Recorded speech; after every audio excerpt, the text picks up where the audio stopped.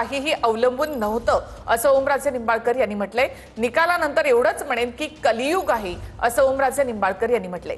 मात्र आम्ही हायकोर्टामध्ये जाणार, दाद मागणार असं देखील ओमराजे निंबाळकर म्हणाले। TV9 मराठीशी बोलताना शिंदे सेनेत जाण्याचा अद्याप माझा कोणताही निर्णय झालेला नाही। या कोर्टाच्या निकालावरती माझा वैयक्तिक निर्णय अवलंबून नव्हता, तर मतदारसंघामध्ये जाईन, चर्चा करेन आणि त्यानंतर निर्णय घेईन असं ओमराजे निंबाळकर यांनी एक्सक्लुझिव्ह प्रतिक्रिया TV9 मराठीला दिली आहे। म्हणजे ओमराजे निंबाळकर यांनी अद्यापही शिंदेच्या शिवसेनेमध्ये जाण्याचा अंतिम निर्णय घेतलेला नाही।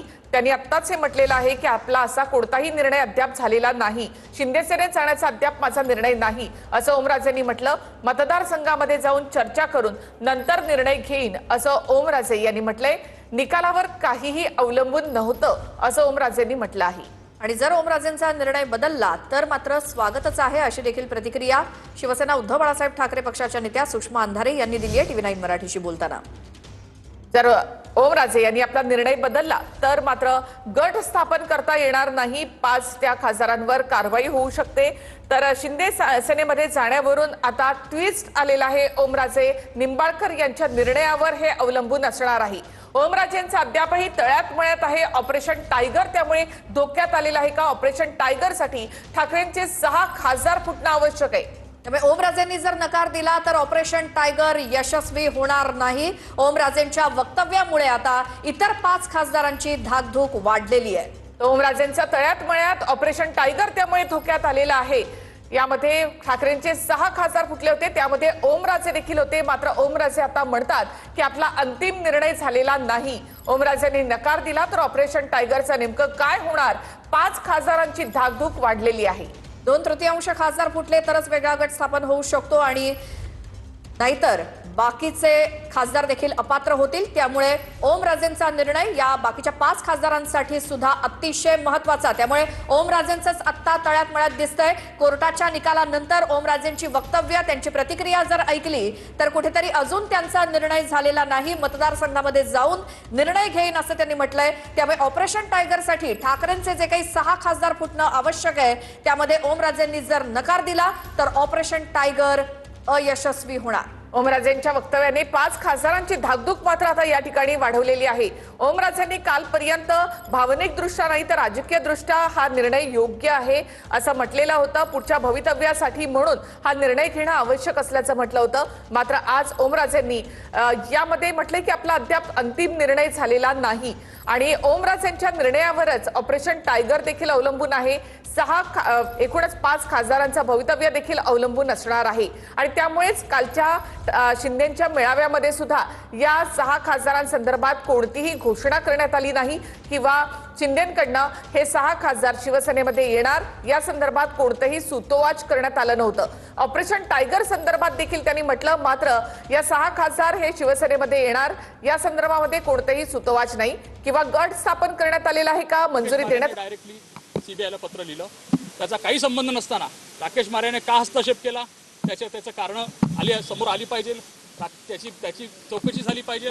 राकेश मारेने हे पत्र सीबीआय दिलं आणि सांगितलं की आम्हाला ह्या गुन्ह्यामध्ये हा एक आरोपी सापडलेला आहे आणि आम्हाला ह्या आरोपीने हा कबुली जबाब दिलेला आहे।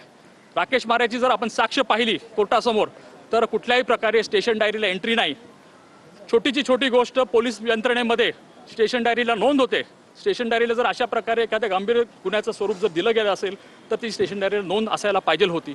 राकेश मारेने हेही मान्य केलं की बाबा मी ती स्टेशन डायरी पाहिली नाही, कुठलेही कागद पाहिले नाही आणि ह्या जैन नावाच्या व्यक्तीला मी तुमच्याकडे हस्तांतरित करत आहे आणि तुम्ही लवकरात लवकर ह्याचा ताबा घ्यावा। त्यावेळी जैन अर्थरोड जेलमध्ये होता। 5 मे 2009ला हे पत्र गेल्यानंतर सीबीआयचे अधिकारी काही करत नाहीत। सीबीआयच्या आयोने कोर्टासमोर जबाब दिलेला आहे की आम्ही जाऊन सहज केली कुठे अर्थरोड जेलला, या जैनला चौकशी केली आणि जैनला आम्ही सांगितलं अरे बाबा आम्ही आलो नाही 22 तारखेपर्यंत किंवा 25 तारखेपर्यंत, तर तू तुझ्या जामिनासाठी जा। जैननी मार्यावरती हाही आरोप केला की मार्याने सांगितलं तुला सगळं मिळेल, फक्त जामिनासाठी तू करायचं नाही। कुठल्या गुन्ह्यात? तर क्राईम ब्रांचच्या गुन्ह्यात। आणि कुठले गुन्हे होते ते? पाकिटमारचे, चोरीचे, खोट्या वेपनचे, असे काही गुन्हे त्यांनी दाखवले होते फक्त त्याचा ताबा ठेवण्यासाठी।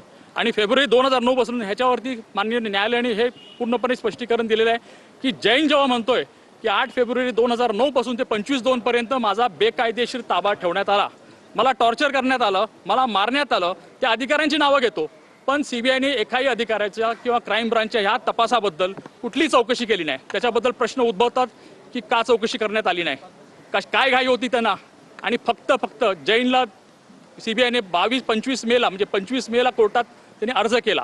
सो 5 मे पासून 25 मे पर्यंत सीबीआय का थांबली, काय त्यांच्यासमोर हे होतं. 25 मेला कोर्टात पनवेलच्या कोर्टात ताबा घेतला आणि 27 मेला त्यांना ताबा मिळाला अर्थरोड जेलमधनं आणि मग त्याला 29 मेला न्यायालयासमोर नेलं. आमचं पहिल्यापासून म्हणणं होतं की बाबा न्यायालयाकडे पोलीस कस्टडीमध्ये असताना तो कायदाच आहे की कुठल्याही प्रकारचं कबुली जबाब होत नाही. न्यायालयीन म्हणजे पोलीस कस्टडीमध्ये असताना न्यायालयाचं ते प्रथम हे आहे, कर्तव्य आहे की त्याला न्यायिक कस्टडीमध्ये ठेवा, त्याला वेळ द्या, त्याला रिफ्लेक्शनचा टाईम द्या आणि ती सगळी प्रोसिजर जी 164 खाली आहे CRPC ती सर्व अवलंबण्यात यावी. पण असं काही करण्यात आलं नाही. मग पहिल्या ह्याच्यामध्ये जसं न्यायालयाने सांगितलेलं आहे आणि जे रेकॉर्डवर आहे त्याच्या कबुली जबाबमध्ये काही एक उल्लेख नाही. डॉक्टर साहेबांचा उल्लेख नाही, डॉक्टर साहेबांच्याबद्दल उल्लेख नाही किंवा त्यांना भेटल्याचाही उल्लेख नाही. मग हा काय करतो, हा म्हणजे त्याच्यानंतर त्याच्या कबुली जबाबानंतर 29 मेला आहे त्याचा कबुली जबाब जो काय घेतलेला आहे तो डिफेक्टिव्ह आहे हे न्यायालयाने त्याचं स्पष्टीकरण केलेलं आहे. पण नुसतं त्याच्यावर नाही तर त्याला 2 दिवसामध्ये त्याच्या कबुली जबाबावर सगळ्या आरोपींना अटक होते, प्रामुख्याने डॉक्टर साहेबांना. आणि अटक करणे हाच एक त्यांचा उद्देश होता, हाच एक त्यांचा मुद्दा होता. त्यांना तिथेच डॅमेज करायचं होतं डॉक्टर साहेबांना. कारण तुम्हाला माहिती असेल मे 2009 मध्ये डॉक्टर साहेब लोकसभा